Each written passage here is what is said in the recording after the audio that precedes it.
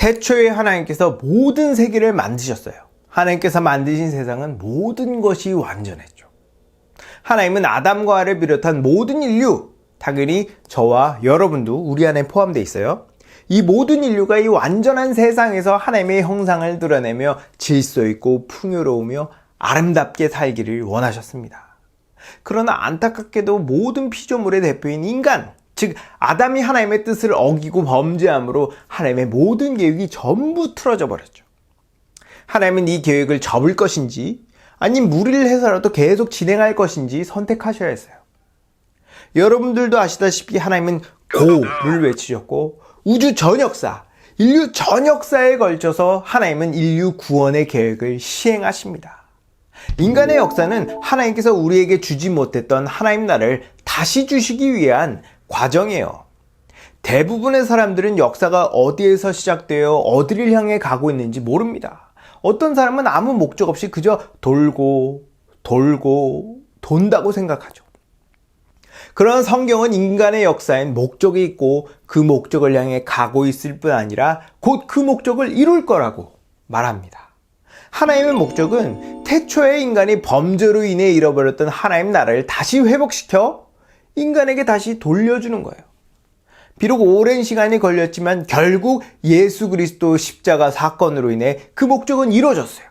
예수님은 그 나라를 우리에게 주시기 위해 하늘로 오르셔서 그 나라를 준비하고 계십니다. 성경은 그 나라가 태초에 하나님께서 우리에게 주시려고 했던 나라보다 훨씬 더 좋고 더 멋지다고 말하죠.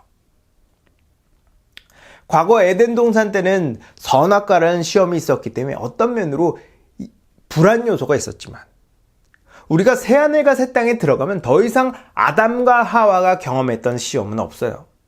왜냐하면 이미 이 세상에서 죄 때문에 비참하게 살았고 죄의 굴레에서 벗어나기 위해 치열하게 살았을 뿐 아니라 정말 감사하게 십자가의 공로와 은혜로 하나님 나라에 들어간 경험이 우리 안에 생생하게 남아있기 때문이에요. 그래서 선악과란 시험이 더 이상 필요가 없습니다. 오히려 여기서 누리지 못했던 것들을 하나님께서 다 보상해 주실 거예요. 그동안 피해보고 손해봤던 것들, 슬프고 아프고 상처받았던 것들, 몸이 아파서 고생했던 것들, 돈과 시간, 여력이 없어서 하지 못하고 접었던 모든 것들을 하느라 정신없이 살지 않을까 생각합니다. 하나님은 새하늘과 새 땅에 들어온 우리에게 다가와 그동안 처절하게 살아서 힘들고 지친 마음을 달래시고 우리의 눈물을 닦아주실 거예요. 그리고 말씀하시겠죠. 이제 다 끝났다. 다 지나갔다. 하나님은 우리 목에 입을 맞추시고 보좌에 오르시어 우리가 보는 앞에서 만물에게 선포하실 거예요. 내가 만물을 새롭게 하노라. 내가 생명수 샘물을 목마른 자들에게 값없이 주리니 나는 그의 하나님이 되고 그는 내 아들이 되리라. 그 세상이 어떤 세상일지 우리의 이 짧은 생각으로는 가히 상상도 못할 거예요. 때론 의심이 들지도 몰라요. 정말 그럴까? 그런데 의심하면 뭐합니까? 가봐야 알지.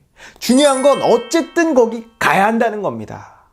그런데 우리가 여기서 정말 복음을 믿고 그 믿음으로 살면 그때까지 갈 필요도 없이 그 전에 우리는 확신합니다. 왜냐하면 교회에서, 삶에서, 내 마음에서 하나님 나라의 증거들이 드러나고 보이며 경험되기 때문이에요. 성경은 말합니다. 이기는 자에게 하나님 나라를 상속으로 받으리라.